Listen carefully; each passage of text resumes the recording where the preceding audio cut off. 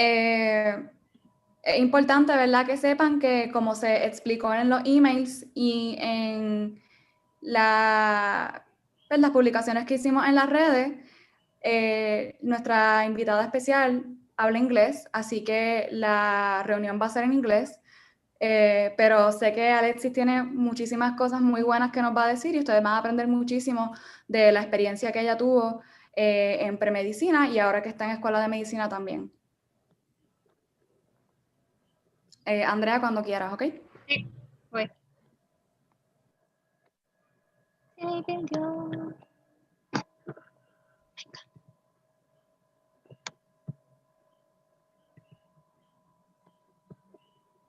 Voy.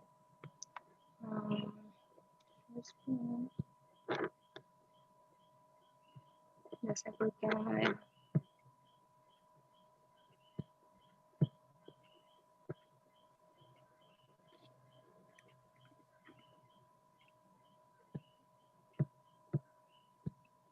Ahora sí, bienvenidos a todos a nuestra cuarta sesión. Como ya mencionó Keishla, vamos a tener a Alexis Lugo, quien es estudiante de medicina osteopática, su primer año. Como ya saben o tal vez no saben, aquellas personas nuevas, somos un grupo de 4 estudiantes. Si me deja pasar. Yo, Andrea, Keishla, Andrea Rivera y Fabiola. Y nuestra misión es conectarlos a ustedes virtualmente con diferentes especialistas en medicina. Y próximamente quisiéramos conectarlos también con diferentes especialistas en otras áreas de la salud. Nuestra dinámica, todas las sesiones son los viernes a las 7 de la tarde por Zoom y aquellos que no puedan entrar pueden entrar por YouTube. Para certificarles sus horas deben de hacer un quiz semanal y sacar 4 de 5 o más y los quizzes serán 4, un certificado que se les va a mandar al final del mes. Aceptamos donaciones para poder costear nuestra plataforma y prontamente también quisiéramos costear una segunda plataforma para proveerles a ustedes unos certificados de una manera más efectiva y rápida, así que contamos con ustedes si quisieran donar, aunque sea $1, lo vamos a apreciar. Tenemos un GoFundMe que aparece en su email una vez reciben el email de O'Shadow. Reglas básicas, su micrófono debe estar apagado, pueden tener la cámara encendida si quieren. La sesión de preguntas es al final, así que sus preguntas las pueden enviar al chat y nosotras como moderadoras se las vamos a hacer a el invitado. Y como dije, la invitada de hoy es Alexis Lugo, primer año de medicina osteopática en Via College of Osteopathic Medicine en Auburn, Alabama. Ella hizo un bachillerato en ciencias biomédicas y fue parte de ROTC, ahora mismo es parte del ejército de Estados Unidos. Y como les digo, Keishla, ella habla solamente inglés, así que nuestra sesión de hoy va a ser en inglés. Pueden hacer las preguntas en español y nosotros las moderadoras se las podemos traducir luego. ¿Okay? Si me preámbulo, pues entonces la dejo con ella. Y voy a poner la presentación de ella.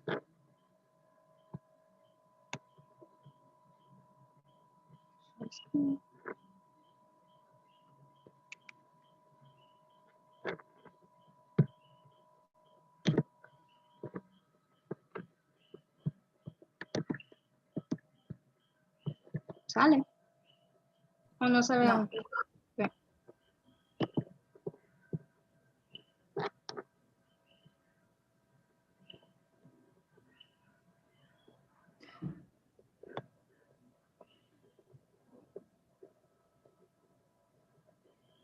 ¿La pudiste?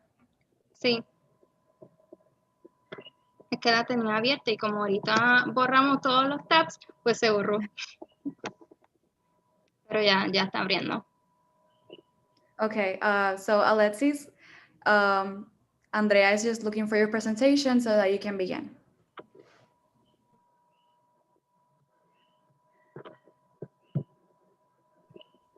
Do you guys want me to pull it up on my screen? I already have it. It's just downloading. Okay. On the screen. But you can begin already if you want. So I'll just give you the microphone.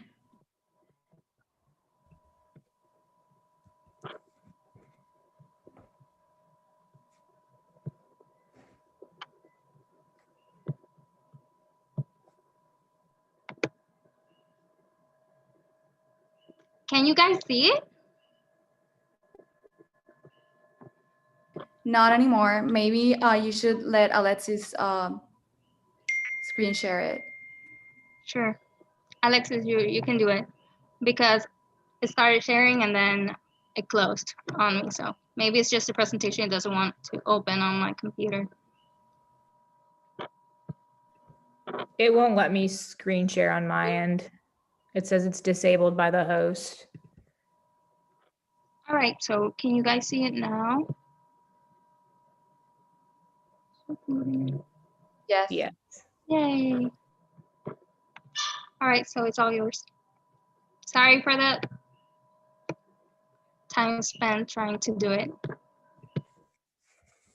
Okay, thank you. My name's Alexis Lugo. Like I already was mentioned, I go to Edward Veer College of Osteopathic Medicine, or VCOM for short, at the Auburn campus. They have 4 campuses in the United States. We have one in South Carolina, one in Virginia, one in Auburn, and they just opened a new one in Louisiana. So once this last school opens up and is fully functional, we will be the largest DO school in America. You can go to the next slide.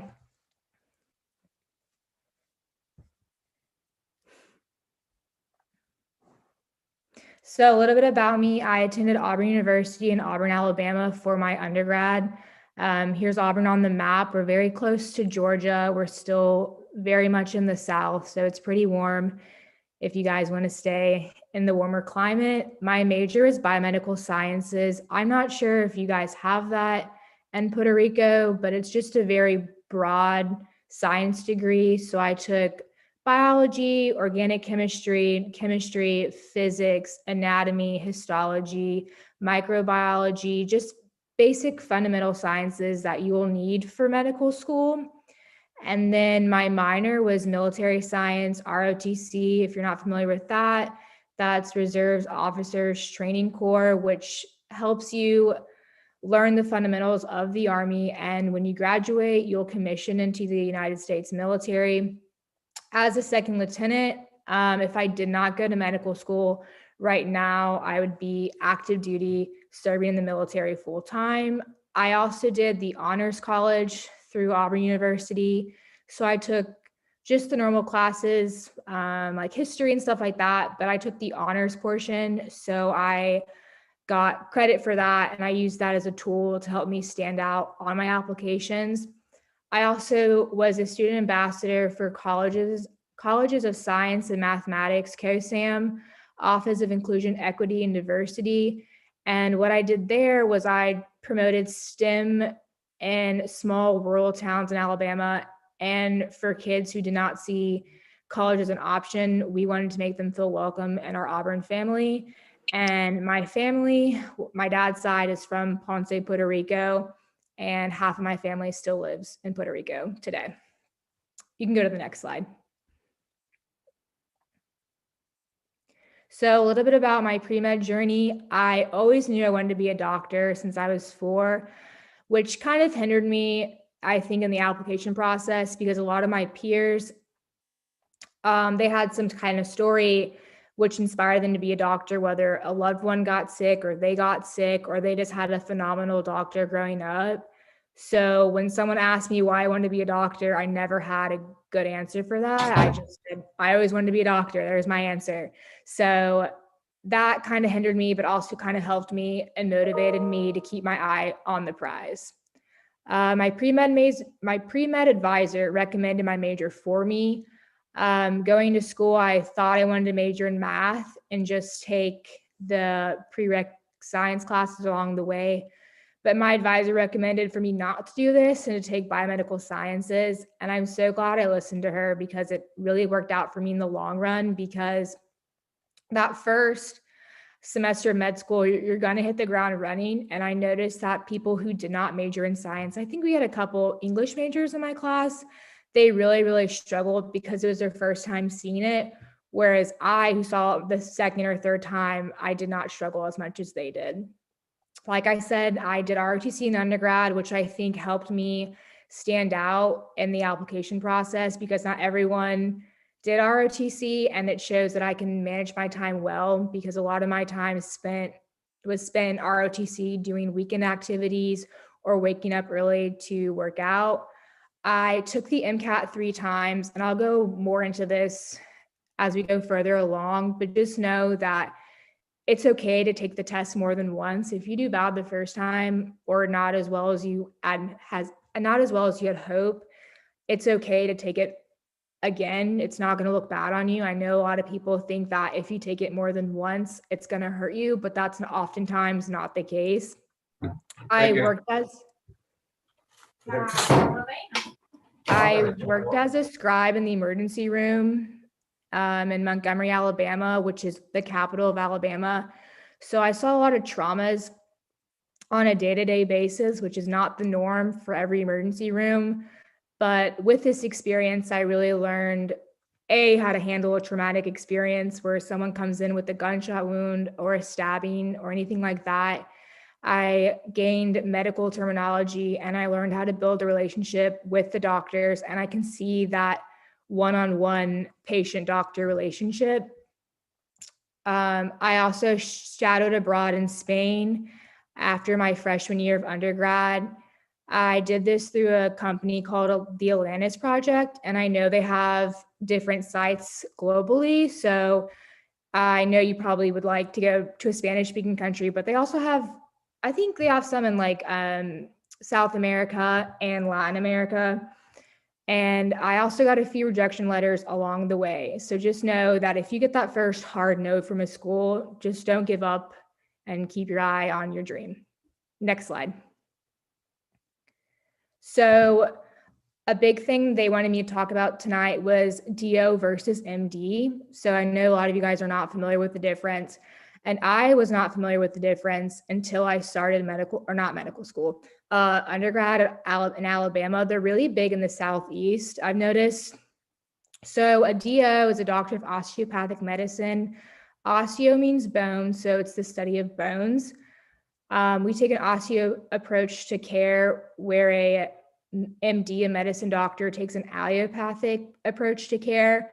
So if a patient were to come in with a headache, the MD would just prescribe you some pain pills to get rid of the problem, whereas a DO will take that whole body approach and we'll try to figure out why you're having the headache. And oftentimes it's something really, really simple, like, oh, one of your legs is longer than the other. So they try to correct your vertebrae and stuff like that. Or you might have like an impinged nerve in your neck causing that headache. So we really focus on preventative medicine, and we use medications and surgery as a last line resort, whereas MDs use contemporary medicine, and they oftentimes use medications and surgery first. So the main difference between DO and MD would definitely be the additional 200 hours of hands-on training on the musculoskeletal system. So we've been doing that since the first day of school pretty much. And so we'll go in and we'll look at the muscles and the fascia and see how the body works as a unit and how to treat that. So I have a partner. In every lab we go in and we try to find something wrong with our partner and fix it for them. So it's basically a free chiropractor every week that we get. And it's really nice to know how to do it on someone. And the more you do it, the more familiar you get with it. So you can try it on your roommates, on your parents and stuff like that. So the more people you see, the more familiar you get with that patient relationship and how to fix the problem. So in DOs, more than half of us pursue primary care. So that would be your family medicine, pediatrics, and internalist. I personally want to do pediatrics. So this was like a big deciding factor for me. MDs, 1/3 of them pursue primary care. So the MDs really like surgery and neuroscience, cardio, stuff like that. And I did not want a very complex specialty. So that kind of like deterred me away. But if you want something like anesthesiology or orthopedics, yes, you can be a DO and go for that. It might be a little more competitive, but you can still do that. So that really shouldn't matter what specialty you want when deciding, because both options, MD and DO, you can do whatever specialty.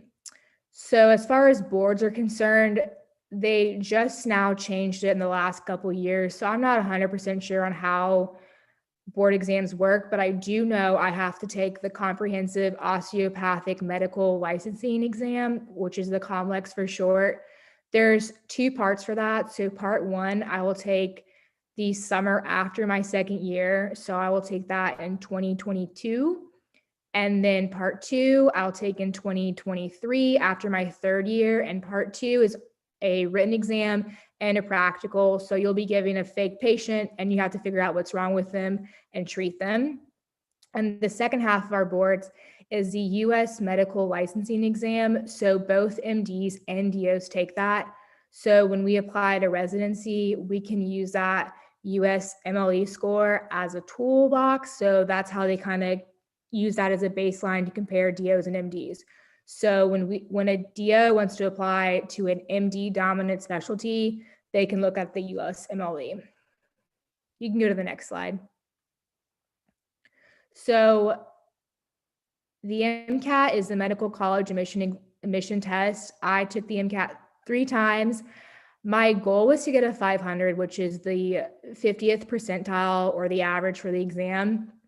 The first time I took it, I personally was not ready to take the exam, but I took it nonetheless. And I think that kind of hurt me. But so then I took a prep class and I did a lot better. And then I still did not get a 500, which I wanted. So I took it one more time, still did not reach the 500 threshold that I wanted, but I still applied nonetheless. So with that being said, your MCAT score does not define you. So if you do not get the score you want, do not panic, do not freak out. It's only a part of your application. And I think that if you did well in your classes, or if you have a lot of extracurriculars or volunteer or shadowing, or you have a really strong letters of recommendation, that can definitely compensate for your MCAT score. And to get ready for that, I definitely recommend taking a prep class if you can. They're very, very expensive. So if you can't, I definitely recommend just using the books to study, because the books will give you those test taking strategies, what you need. I personally recommend AMC, which are the writers for the MCAT. And I heard that they sometimes can pull questions from their practice materials. So you might go on test day and you might see a question you saw while studying. So that's a really, really great resource, because what better way to learn the test than from the people who write the test. And as far as prep classes are concerned, I personally took Princeton. I really like them. Kaplan's another great one. They can do in-person tests. I'm not sure how that would work with COVID going on, but they do offer an online option, which is what I took. I thought it was very helpful. They give you assignments. It's just like a normal class. You go to class every day, you do your homework, and you apply. And also making a study schedule really helped me. You definitely need to take a couple full-length exams, and I'll go into how long an exam is in the next couple slides. But you need to get in that mindset of, okay, if I take the MCAT at 8 a.m. on my test day, you need to take your practice test at the same time. So you're used to waking up at that time, see how your brain works, see if you get tired in the middle, like when to take a snack break, when to do caffeine, stuff like that. You can go to the next slide. I'm sorry, Alexis, I had like a question about your MCAT preparation. I just wanted to know, when do you recommend our pre-med students to begin studying for the MCAT? Okay, I'm actually about to go on that slide, talk about that right now. Okay, I perfect. recommend it after you take all of these classes. So biology 1 and 2, organic 1 and 2, biochem, which I think is the most important class. The MCAT really focuses heavily on your pathways like glycolysis and the proteins. So after you have biochem, that's where you'll learn the foundations for proteins and the pathways. And then psychology and sociology. If you don't have time to take both of these, take psychology, because that's one whole section of the test. And psychology is pretty easy for you to take on your own and learn independently. And then physics 1 and 2. So most majors, they have it where you take all these classes after your junior year. So a good time to take your MCAT would be your spring semester of junior year or the summer of after your junior year. So whenever you finish taking all these classes would be a good time to take the MCAT. But if you take these classes earlier than that, that's completely fine too. But you definitely need to have organic under your belt and biochem, because a lot of your test questions will come from these two classes. You can go to the next slide. And then here is just a big section breakdown of the test. So like I said, this is a very, very long test. It's approximately 7.5 hours if you include the breaks. So your first section is chemical and physical foundations of biological systems. So here you'll see just a little bit of everything. Physics will be in here, chemistry will be in here, biology will be in here, and biochem. So this one can just be basically anything. The next section is critical analysis and reasoning skills, or CARS for short. This is just your reading comprehension, which I know sounds like it would be easy, but they often pull from materials that you wouldn't necessarily read on your free time. So like medical journals or a lot of nonfiction materials. So it's kind of bland and dry. So I think what makes this hard is it's really hard to get into the passage you're reading. So you kind of need to make it more exciting in your head. Like, oh, I'm so excited to read about this subject. Because if you're not interested, then you'll often miss those small details and miss the question. The next section is biological and biochemical foundations of living systems. So this is more biology based and biochem based. So you're not going to see a lot of physics or chemistry in here, but oftentimes they do pop up in this section. So just be prepared for that. Like, don't freak out if you see it, because it will pop up here too. And the last section, which I personally think is the easiest because it's not necessarily science, but a lot of students often do poorly in this section because it's the last section. You're tired, you're hungry, you just want to go home, you stare at a computer all day, you just don't want to do it. But this is going to be your psychology, your sociology. So it's really just those pretty much definitions. So you'll basically read a case study or a little sample, and they'll be like, well, what do they use here? Like, what study is this? And you just click the answer. It's basically just knowing your vocab. So I think that that's the easiest, but also can be the hardest. So you can go to the next slide. That's fine. So what score should I aim for? So I personally wanted to get a 500, which I did not. So yes, you can get into med school without getting a 500. It's not going to hurt you. I also should say that I got a 3.5 cumulative GPA, and my science GPA was a 3.0. So I was not a perfect student in school. So you can definitely get in with, average scores. You don't need to have a 4.0. You don't need to have a 520 to go to med school. As long as you're passionate and you can prove to the admissions board that you want to be there and you deserve to be there, you're going to be there. So the average to most DO schools is around 500 and 505. I did not see anything higher than that for DO schools. And the average for MD schools is a bit higher. I think MD schools probably start around 510, but I personally did not apply to any MD schools myself. So I'm not sure what their average is. I just know it's a bit more competitive. So if you're worried about getting in, I would definitely apply MD or DO over MD just to better your chances. And like I said before, your GPA can compensate for a lower MCAT score, and vice versa. Your MCAT can compensate for a lower GPA. So if you have a great GPA and your MCAT's not the greatest, that's okay. The admissions board won't really ding you for that. Or if you have a really, really great MCAT and a lower GPA, that's fine as well. Because some schools take the MCAT into account more, while others, like LECOM, this is Lake Erie College of Osteopathic Medicine, they have a campus in Bradenton, Florida, and then one in Lake Erie, Pennsylvania, and one in New York. So they actually use the MCAT, but if you had a bad MCAT or a low MCAT scores, they will oftentimes take your GPA from undergrad and your ACT and SAT scores from high school. So don't let that scare you either. You can go to the next slide. So shadowing the letters of recommendation.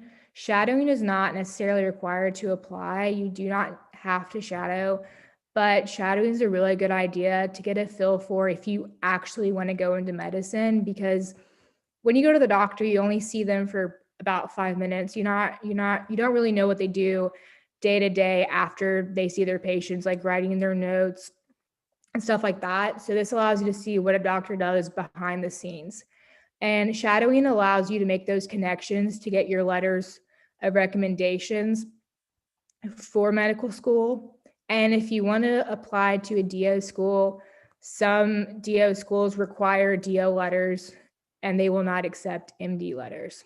And another thing about letters of recommendation, you'll need 2 to 3 science teachers to write you a letter of recommendation. So try to be thinking about that. What teacher you interacted with the most, or what teacher you got a good grade in, so they can write a good letter of recommendation on your behalf. You can go to the next slide. So to apply to med school, all of the schools use a really big application service. So for DO schools, we use ACOMAS, and for MD schools, they use AMCAS. So essentially what it is all of the DO schools will be listed and their state will be next to their name. And you can click the school and kind of read a short blurb about them if you're not familiar with them. And I think this is very, very helpful, because I did not know a lot about DO schools where they were. So I knew I wanted to stay somewhere in the South. So I really just applied to schools that were in my area in Georgia, Alabama, and Florida. And a lot of medical schools, oftentimes, they prefer students that are in their immediate area, which I know does not help if you're in Puerto Rico, but they know that if you make an effort to say, hey, I want to stay in this area, then you're more than likely to get an interview there, because they don't want to train you in Alabama for 4 years and then you move to New York. So they want to keep you in that same little area where you went to school. And if you want to start immediately after you graduate from college, you will start your application the summer before your senior year. So I started my application summer of 2019 and I graduated May 2020. So it is a full year long process, but my recommendation is to start your application as soon as it opens in the summer. So while you're not really busy, you can just kind of knock it out of the way. And that way you'll have interviews early as well, and you're not like waiting to the last minute. And all schools use a general primary application. So this is where you input your prereq classes and your MCAT scores. So a lot of different schools have different requirements for like upper level science classes. So like anatomy or microbiology, not all the schools require that. So that's where it's a little bit different, and that will determine your science GPA for the schools as well. And each school is about $50 to apply to, but there is a threshold of how much the application service can charge you. So if you apply to about, I think it's more than 10 schools, after that, each school becomes free. So I don't know if you want to like use that to your advantage, but I definitely did, because I was like, it's free money anyway, might as well just use this opportunity. So try to apply to as many schools as you can in one time. Next slide, please.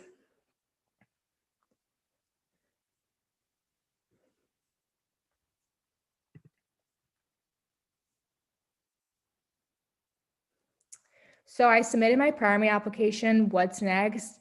After you do this, I know it's nerve-wracking, but you have to be patient and wait for schools to send you their secondary application. And your secondaries are more unique to each school. This is where you'll do your essays. So each school kind of has their own question. I know I got asked, what did I personally know about DOs, or what was my interaction with them? I got the common question, why do you want to be a doctor? What are 3 traits you want to see in your physician? So just kind of like questions that make you think a little bit and makes you think outside the box, but they would just want to see how you answer questions. And once you get to this step, that you know the school is interested in you. So you just need to make sure that your essay is complete, you have good grammar and good spelling, and you just know how to write a good essay. And secondaries are also about $50 per school.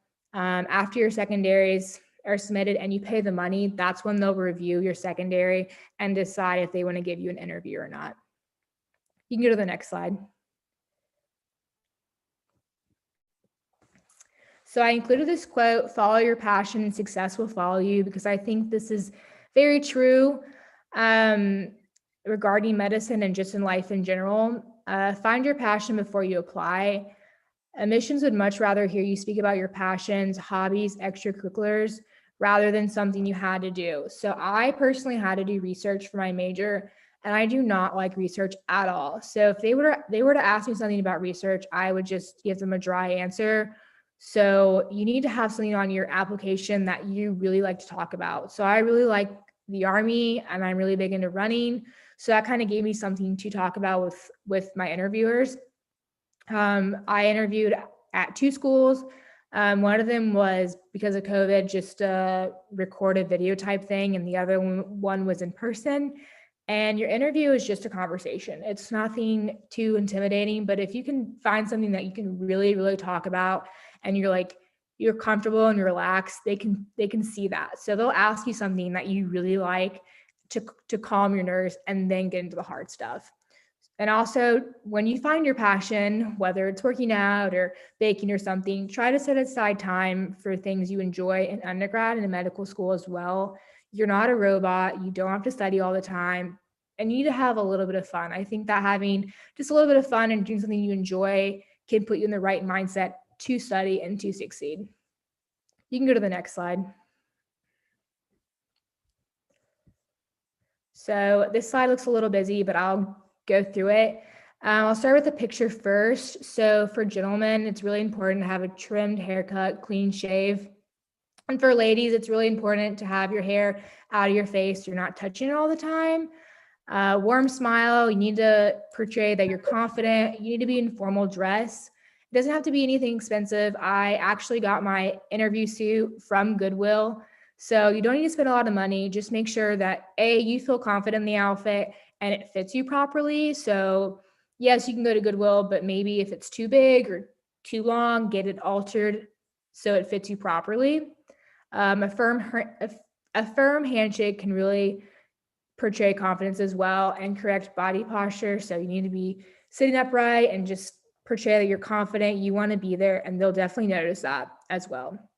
And for interview tips, for each school, you need to know their mission statement and your application. So for my school personally, they have a very big global impact. So I needed to A, know that, and B, talk about how that school can prepare me to help people globally. So each year they take a mission trip to the Dominican, and we give free healthcare to the residents. So I thought that was a very unique feature about my school, and it's something that I can talk about in the interview to A, one, makes me look interested in the school, and B, it's something that I really wanted to do as well. And common questions you'll get asked: why medicine, why DO over MD, why this school? So if you know the mission statement, that will help you answer that question. And why do you want to be a doctor? You're going to get asked that question a million times. Why do you want to be a doctor? So you need to just think of a reason why and stick with it. Again, research the school and its curriculum and stats. So my school personally, we use a block schedule. So every 12 weeks, we start a new body system. So I know a lot of schools don't do that. I have a friend in school, and ACOM, which is in Dothan, Alabama, and they do something completely different. So you need to make sure you know what you're talking about and not confusing each school that you're interviewing at, as well as the stats as well. Be yourself and have fun. They want to get to know the real you behind your application. So like I said, if you have something that you're really passionate about, make sure you put that on your application, because they will see it and they can ask you about that. And then you can talk about it and get excited, and they can see that you're really passionate about certain things. Also, be prepared for ethical questions and ones that completely throw you for a loop. They're not looking for a correct answer, but they want to know how you think things through. So for my interview, I interviewed right before COVID started in March, and things got really bad here. So I had a couple questions about COVID, and I had a couple questions about how would you treat a patient that didn't have insurance to pay you?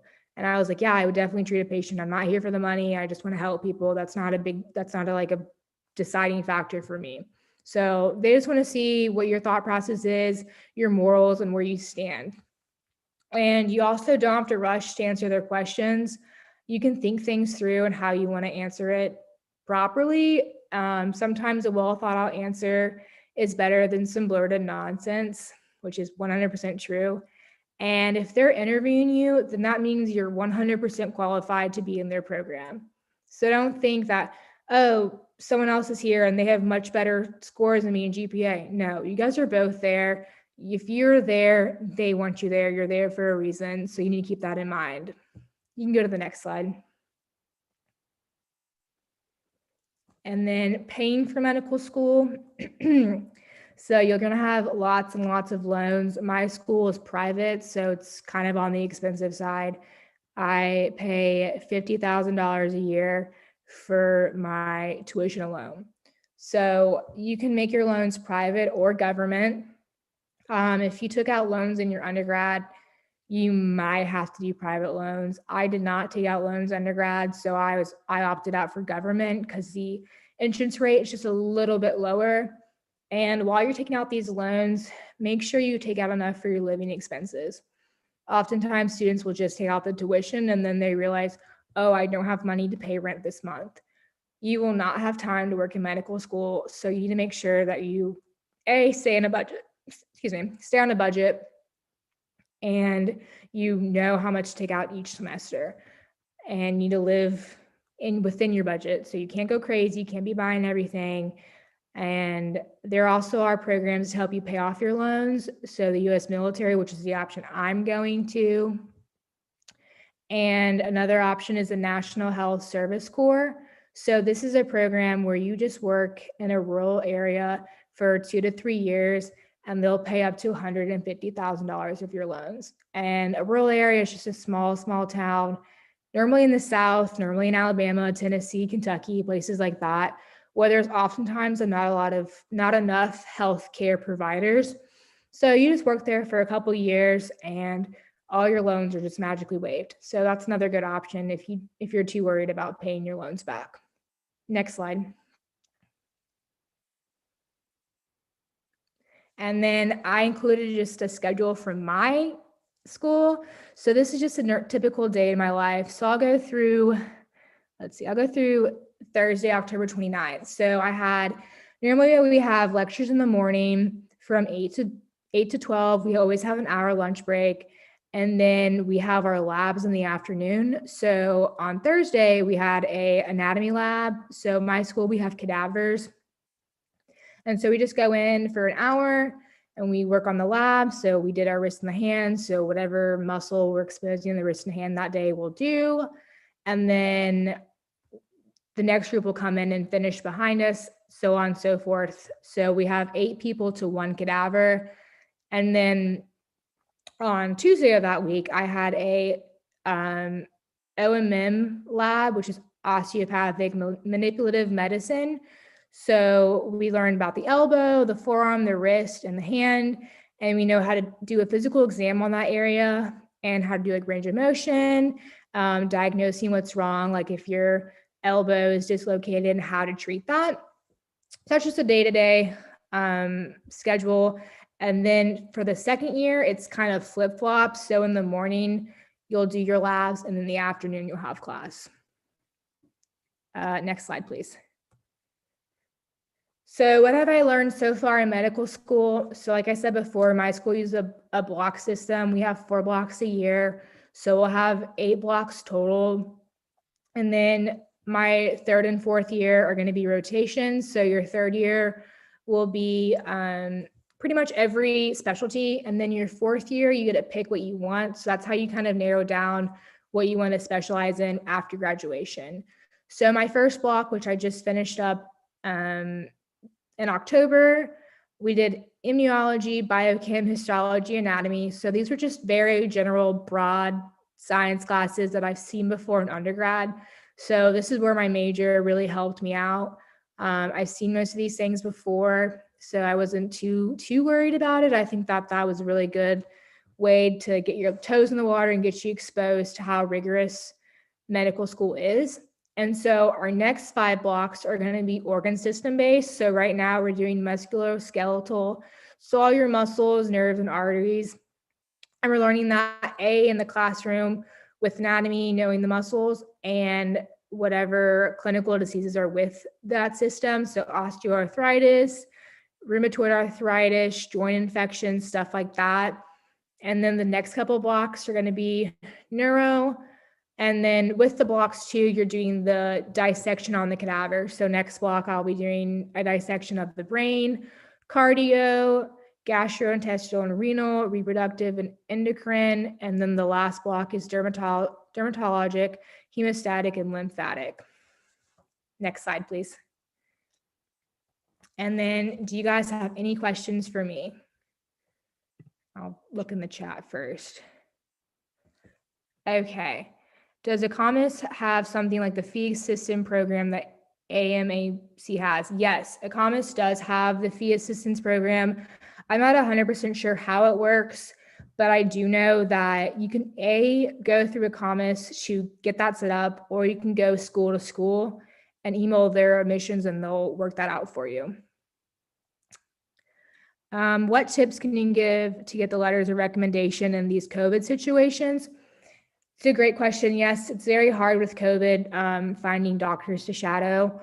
I think that in a situation like that, you can explain your situation and maybe perhaps meet the doctor over Zoom or do something like this club, online shadowing. I know that there's a program of online shadowing. I can't think of the name off the top of my head, but I think there's definitely the doctors will work with you in times like this, and your teachers as well, because they know that it's COVID. And I know a lot of schools also waive letters right now, so you do not need a letter of recommendation to go there. So I think that both parties work with you in this situation. I wouldn't really worry too much about that. What made you choose D over MD specifically? What was so distinctive about DO that made you choose it? I personally liked the fact that they did a holistic approach instead of just treating the symptoms. So I think that DOs really work with the patients and they really get to know you.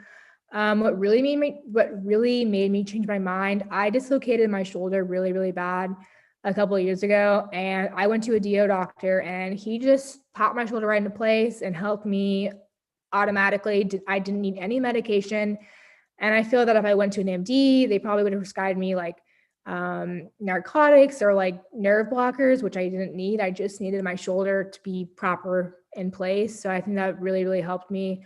And overall, I just think that's a better education, knowing those skills on how to treat osteopathic manipulation, I think is really helpful and something very unique. And I wanted to do primary care, and I think that's a very big distinction that DO has. How many hours a day do you study now in medical school compared to undergrad? I study like all the time, but my school does give me like a study schedule. So as long as you adhere to the schedule, it's not that bad. Probably about, I would say about 4 to 5 hours a day. Sometimes more if I don't have class and I have a test coming up, I will spend literally all day studying. But with that being said, I do not pull all-nighters. I do not study past 10 o'clock. So I'm pretty good about keeping a healthy sleep schedule, which I think is very important in medical school as well. Can you talk about matching in residency? Does it work the same way as with MD students? Yes. So I think I'm not 100% sure about residency. I haven't really looked that far ahead, but yes. So you do take the boards. That's a big part of your application. The dean of your school will write a letter on your behalf, and you have like pretty much graded evaluations at each clinical rotation. So the doctors will write a statement on how you did, like, hey, so-and-so is really, really proactive in residence or in this rotation. I really recommend her. And I think you list probably 3 to 5 choices on what you want, and then you'll match the same way as MD students do. Did I have to write a personal statement? Yes, I did write a personal statement.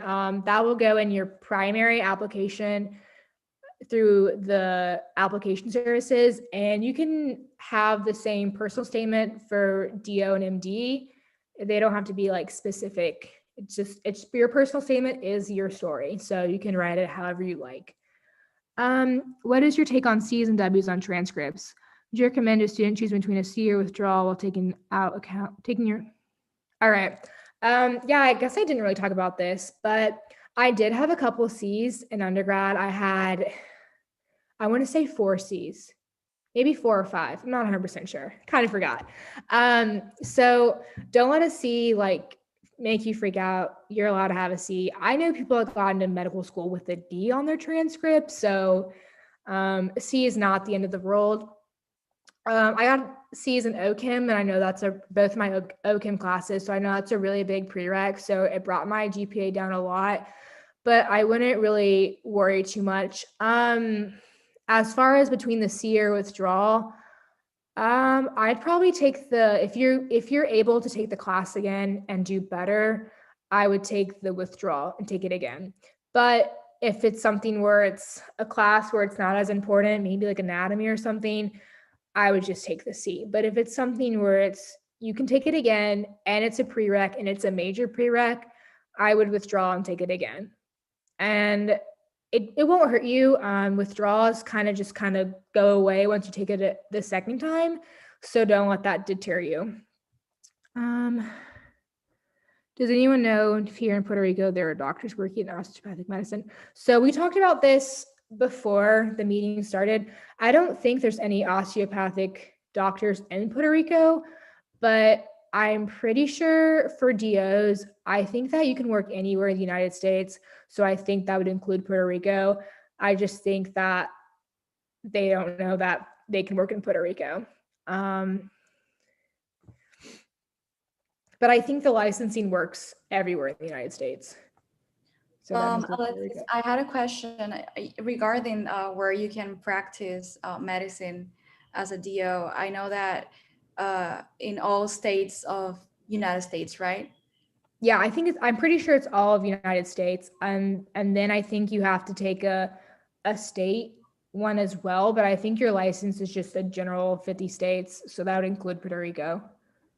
Okay. And do you know if as a DO you can also work internationally? I'm not sure, but I don't see why not. I don't see why that'd be an issue. Okay. I also wanted you to maybe I know you talked about the expenses of applying to med school, but approximately how much do you need? What's the ideal budget if you want to apply, let's say maybe 10 schools or 15? I think I did about 15. Probably but estimate about $100 per school. So about $1,000 to $1,500 would be a good estimate. Yeah. Okay. So it's kind of like the same as in the AMCAS, basically, in terms of pricing. Mm-hmm. And then I know if you hit a certain number of schools, like 14, they'll start becoming free. So that might help a little bit too on the budget. Did you shadow DO doctors? I know you talked about that previously, but I did kind of sort of. When I worked in the ER, I had one DO doctor. Actually, I had 2 DO doctors. So yes, I shadowed DOs as well. Yeah, I was just asking because I once contemplated DO, but when I saw that it was highly recommended or maybe even mandatory that you shadow a DO, I kind of stepped back because here in Puerto Rico, I haven't heard of any DO physician, sadly. Yeah, I guess that would be a big obstacle for you guys, but I know there's a lot of schools where you don't need that letter, or if you do need a letter, they'll oftentimes will work with you. So you can be open-minded about not shadowing a DO. Okay. Is there any other question? Otra pregunta que tengan? YouTube, Fabiola? In YouTube, there's no questions at the moment. I have a question. Okay. So I've right now due to COVID, some schools are not accepting the MCAT as a requirement, but I have heard several people that study medicine that the MCAT is like a statistic that professionals use to kind of portray how you're going to do on the USMLE's exams. What are your comments on that, on not accepting the MCAT and the MCAT as a future portraying of the USMLEs? I think that for this situation, not accepting the MCAT, I think that that's okay. But oftentimes, I think that taking the MCAT does prepare you for that board exam. As long, just as taking the ACT or the SAT to go and get into college, I think that does have a big effect on how you perform in school. So I can definitely see how that MCAT and the USMLE kind of coincide together. But oftentimes, I think the MCAT going through school right now, I definitely don't see why I had to take the MCAT, because what I studied for the MCAT, I'm not using in school. But also, I think that taking a general standardized exam before med school and after med school, I can see how they are connected.